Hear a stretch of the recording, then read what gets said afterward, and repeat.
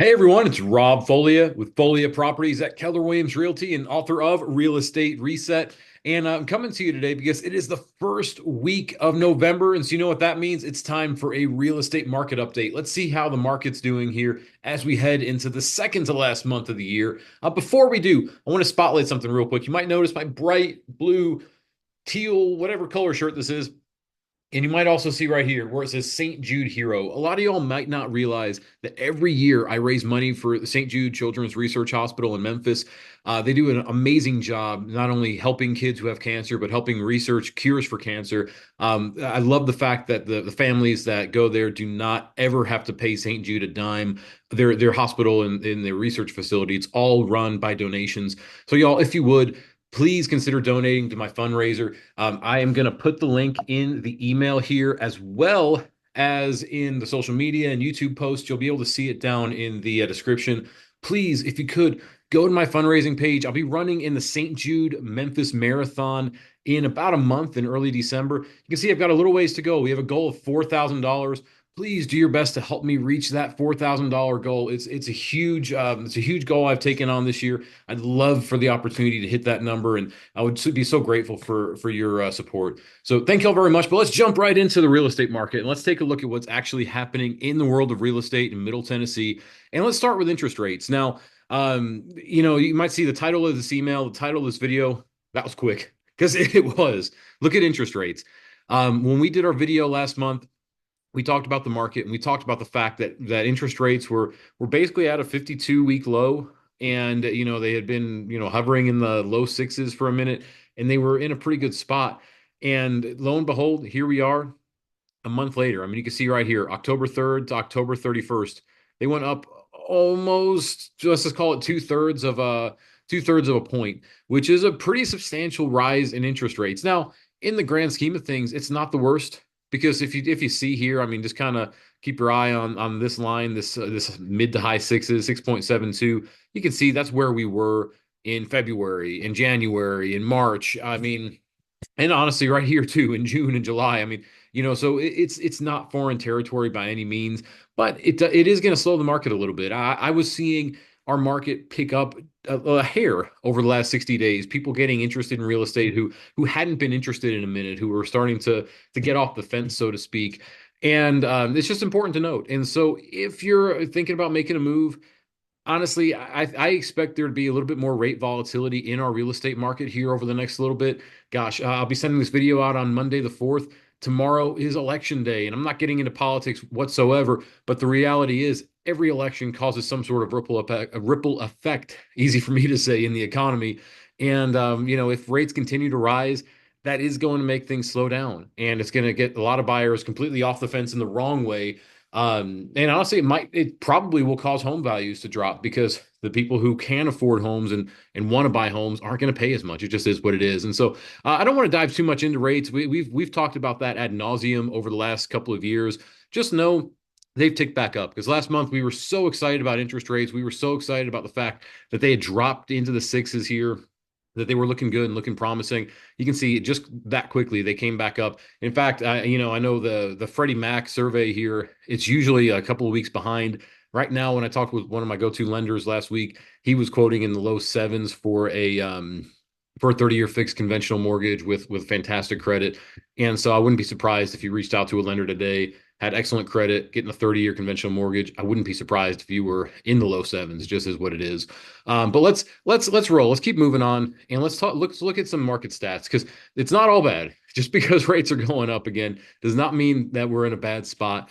I pulled up a zip code here, just a random zip code in Murfreesboro, 37129. I've got a home closing here in this week in this zip code. So I just thought, hey, let's pull up a subject zip code instead of a county or a city, just to get a little bit more of a granular view at what the real estate market's doing.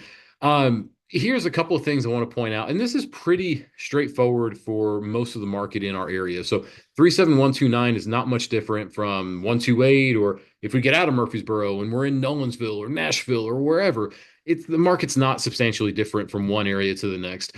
You can see, I mean, the reality is, looking here at average sales price over the last few years, this is taking a trend from October 22, 23, and 24. Yes, we are up average sales price year over year, but the reality is that's relatively steady. We were in the low fives, very low fives, very high fours in 23, and now we're at 5.25 in October 24. It's an increase, and that's a great thing. You can see it's about a 5% increase over last year, but the reality is that's not substantially high or low.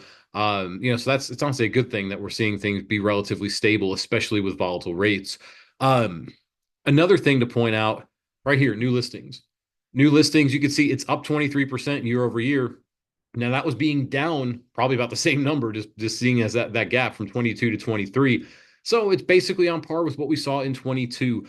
Um, what that means is that as we see more homes hit the market, and I'm not surprised, by the way, to see that number go up here because this, just jumping back to this screen, how interest rates have been low, that causes not only buyers to get off the fence, but it causes sellers to say, well, wait, maybe we'll move, maybe we'll start to look at that next home because rates are low, and that causes inventory to go up. It just is what it is. Um, so you can see, I mean, listings are up about 23%. If that trend continues and we see that climb regularly, I should say, and that happens month after month. So if we see that in November and December, we will start to see things creep. And this number right here will start to creep, and that's months of supply. We'll start to see that creep from round three, which is great. That's a strong seller's market, closer to that 5, 6, 7 months of supply, which is more of a buyer's market. So that's something to be wary of. In fact, I have seen that in a couple of other zips. Like, in fact, I was looking at Nolensville earlier today. You can see, I mean, months of supply, that's a steady climb from 22 to 23. Now a pretty big jump, a 24% from 23 to 24, almost 4 months of supply. Again, still a seller's market, yet not as strong of a seller's market as we saw in 22 or 23 or going back further. Just since I have Nolensville pulled up here, let's just look at a couple other things. I mean, the nice thing that I'm seeing here, listing to contract, is down pretty substantially from 23 into 24. 23, I'd have to look and see what happened here. I mean, you can see Nolensville, you have 35 closings, in 23 and 24. When the numbers are that small, it's not hundreds, of homes closing. A couple of homes that take a minute to sell will throw this out of whack. So that very well could have been the case in 23, but still roughly about a month to go under contract for a listing. That's the average. Just something to be aware of right there, as well as the fact that, well, let's look at median sales price. Median sales price in the low eights, 814. That's pretty steady. From 22 to 23, it's actually down. You can see 3% from 23 into 24. But it's still pretty steady over the last few years. It's steady because of this, because rates have gone up and because rates have stayed up. If you just look at the 5-year trend, if we looked at 3 years ago, so let's find November. Well, here, that's about the 3-year trend, I should say.